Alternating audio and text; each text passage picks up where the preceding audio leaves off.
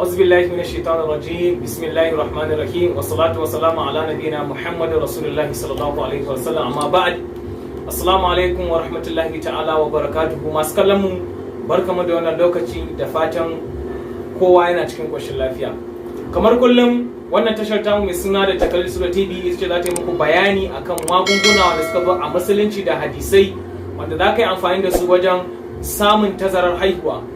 Amma kafin mu kai gaba da wannan sirrin magunguna, idan wannan zuwa naka shine na farko wannan tasha ta mu mai suna da Takallisuda TV, ka danna mana subscribing sannan ka danna alamar kararrawa ta yadda da zarar mun dora shirye-shirye mu insha Allah za ka same su kai tsaye. Kafin nan akwai dan guntun jawabi da nake so ne mana kafin mu shiga kai tsaye cikin wannan bayani. Bayanin namu shine za mu ba da wannan magunguna ne ba don komai ba sai don matan aure da mazan aure wanda suke gida wanda suke tsoron magunguna namu na zamani. To shi sa mu ba ku wannan magani domin ku yi amfani da shi wajen samun tazarar haihuwa. Idan budurwa ce kai ko saurayi ne kai amfani da wannan maganin so domin wata bukata taka ta kanka, to ka sani cewa magunguna na zamani da na musulunci ba sa hana haihuwa in Allah ya so. Idan Allah ya so duk irin magungunan da zaka sha sai an haifa da in Allah ya so, amma kuma Allah bai so ba za ka yi amfani da magungunan nan kuma za su yi ma amfani. Don haka a duk tsoron Allah ga wanda za su ɗauki wannan magungunan su yi amfani da su ta hanyar da ba su dace ba. Mun gode. Kai tsaye za mu shiga cikin wannan bayani namu na magunguna wanda za su baka damar tazarar haihuwa a musulunce kuma a sauƙaƙe.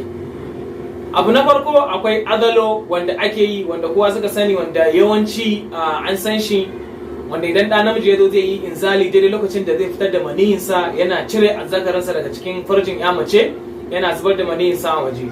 Wannan wata hanya ce da take hana samun haihuwa, sai dai akwai wani matsala da wannan hanya take bayarwa guda ɗaya. Matsalar ta shine akwai wani jin daɗi da Allah subhanahu wataala ya sa shi tsakanin kawuwar ɗa namiji da kawuwar ya mace. Wannan jin daɗin kuma yana kasantuwa ne matuƙar al'aurar junanku suna tare. Idan kuma al'aurar junanku ta rabu, to wannan jin daɗin yana raguwa sosai ma kuwa.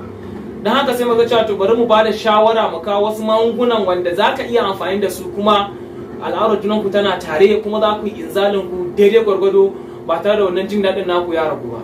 Domin akwai wani sirri da Allah subhanahu wataala ya saka a cikin mahaifar ya mace daidai lokacin da ɗa namiji yake inzali, akwai wani nishadi da jin daɗi da Allah subhanahu wataala ya sa a cikin ya mace wanda take jinsa kai ma kake jinsa, wanda idan ka cire azzakarinka daga cikin farjin ya mace a wannan lokacin ya mace ba ta jin wannan daɗin, kai ma kuma wannan daɗin yana raguwa a tattare da kai. Sannan idan ka zance cewa ka riga ya mace yin inzali, to idan ka cire al'aurarka daga cikin farjin ya mace, ita kuma ba ta jin daɗi ko da ta kawo. To don haka yasa ake so a lokacin da zaka kawo ka bari ko da ka riga matarka kawowa, ka jira ita ma matarka ta haka ta kawo, sannan sai ka zare azzakarinka daga cikin, ba haka ba wannan jin daɗin gaskiya za ku rasa shi gaba da kuma jin daɗi ne wanda ya kai 50% a cikin jin daɗi na mu'amala aure. Da haka yau za mu kawo muku wasu wanda su ma sun inganta a musulunci wanda ana amfani da su wajen samun tazarar haihuwa. Abu na farko da za mu kawo shine mai sauki. Na farko shine idan matarka, sai ku lissafin al'ada lokacin da matarka take yin al'ada, sai ku samu sati ɗaya dab da za ta fara al'ada da sati ɗaya, sai ku haƙura da yin mu'amala ta juna ta aure, sai ku haƙura. Bayan ta gama al'ada da sati ɗaya, bayan ta gama al'ada kamar yau ta gama al'ada, sai ku ƙara ba da sati ɗaya sannan ku ci gaba da yin mu'amala aure. To insha Allah a wannan lokacin ba za a samu samun karuwa ba. Amma yana mai ƙara da muku idan Allah ya so fa ko aboshin akai sai an samu da. Wannan wata hanyoyi ne da suna hana haihuwa sosai. Sannan abu na biyu, a daidai lokacin da za ku yi mu'amala aure da kai da matarka, ku samu kanunfari ku watsa shi a bakin ku, ko guda 3 ko 2 ku watsa a baki, ku tauna shi kuna tsotsa. Matar ita ma haka, kai ma haka. Wannan yana taimakawa wajen tsinka maniyin da yake tattare da kai da nata, ta yadda da kun yi mu'amala aure za ku samu nishadi yadda ya kamata, amma ba za a samu ɗa ba. Wannan maniyin zai bi jikinku ne, ba zai zauna a mahaifar ya mace ba, ba za ta samu haihuwa ba.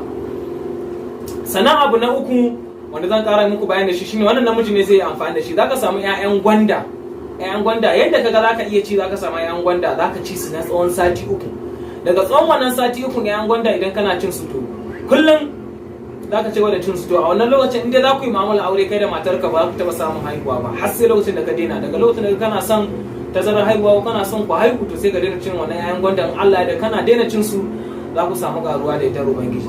Sannan akwai abu na uku wanda wasu yana yi musu, wani baya musu. Duk lokacin da ku gama mu'amala aure da kai da matarka, a wannan lokacin da kuka gama aure kowa ya gama kawowa tsakaninku, matar ka za ta kwanta, za ta kalli sama, cikinta yana kallon sama, kai kuma za ka ɗora hannunka akan marar mace, saman al'aurar mace kenan. Za ka ɗora hannunka, za ka dinga yi mata tausawa, abin da ake rasa da turanci massage.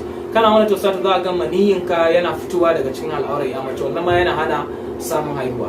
Sannan abu na gaba, mace za ta samu lemun tsami da lemun zaki, zaki matse su, zaki hada, zaki samu auduga ki dinga yin insatin a ranar da kika gama al'ada. Daga ranar zaki fara tsawon kwana 5, wannan duk wani mani da zai shiga cikin al'aurarki zai tsinke, ba zai zama ɗa ba, zai bi jikinki ne kawai.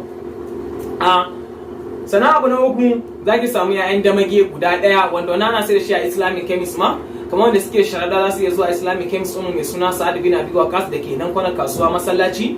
In suka zo nan muna sai da wannan damagen, zaki ci guda ɗaya, ba za ki ƙara cin sa ba sai wata shekara. Wannan yana hana haihuwa sosai ma kuwa. Kar ki ce wanda ya wuce ɗaya so da kai ya baki matsala. Zaki ci wannan guda ɗayan, zaki ta mu'amala auren ki, wannan yana hana haihuwa sosai. Wayannan kaɗan daga cikin abubuwan da suke hana haihuwa kenan. Insha Allah nan gaba za mu kawo muku wasu magungunan da wasu abubuwan da suke hana haihuwa. Insha Allah muna godiya naku a koda yaushe da Takaliso da TV. Na gode.